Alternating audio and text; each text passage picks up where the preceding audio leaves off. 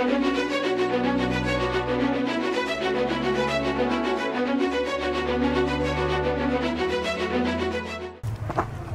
meno ya tembo. Haya ni meno ya tembo vipande 20. Ukiunganisha unaona kama ni tembo kama 10 wameuawa. Hii hapa ni tembo mmoja mdogo.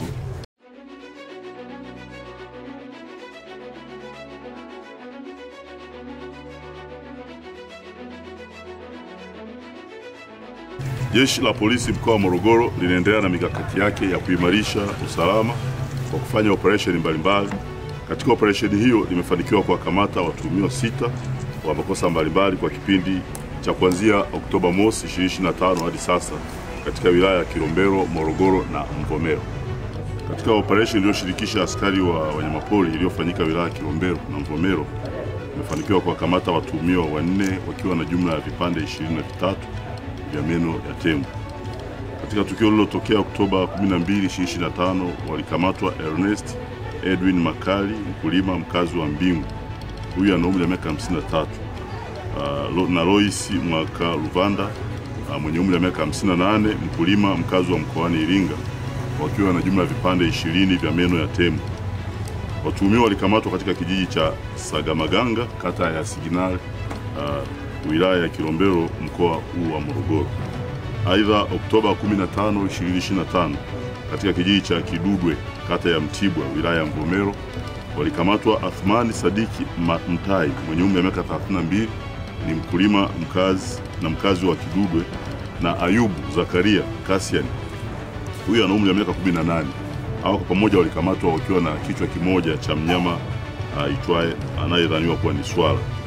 Vile vile mnamo Oktoba 13, 2025, katika kitongoji cha Kimbwala, kijiji cha Kisaki, wilaya ya Morogoro, alikamatwa mtu mmoja aitwaye Mongota Ugwasha Jisabu mwenye umri wa miaka 27, mkazi wa Kimbwala.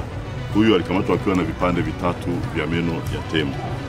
Jeshi la polisi mkoa wa Morogoro limefanikiwa pia kuwakamata Fadhili Mohamed Sheweri.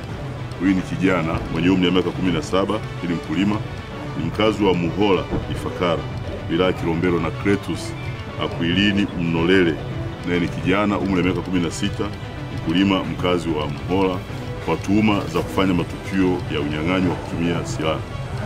Vijana hawa walifanya tukio hili Oktoba 17, 2025 majira ya usiku huko katika eneo la Uwanja wa Taifa, kata ya Viwanja 60, wilaya ya Kilombero, ambapo watumiwa kwa pamoja walipora pikipiki MC 155 DYR na kumtelekeza kijana aliyekuwa amemkodi. Mbinu waliotumia ni kumkodi kama abiria na baadaye kumkaba na kumtelekeza. Lakini kwa jitihada za jeshi la polisi, vijana hao pamoja na pikipiki wamefanikiwa kukamatwa na saizi wanasubiri hatua zingine zinazohusiana na haki jinai.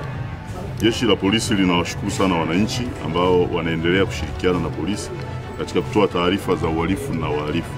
Aidha, linawataka watu wote kuacha vitendo vya uvunjifu wa amani, hasa wakati huu tunapojiandaa kutekeleza zoezi la kikatiba la kupiga kura Oktoba 29, 2025, kuwachagua rais, wabunge pamoja na madiwani.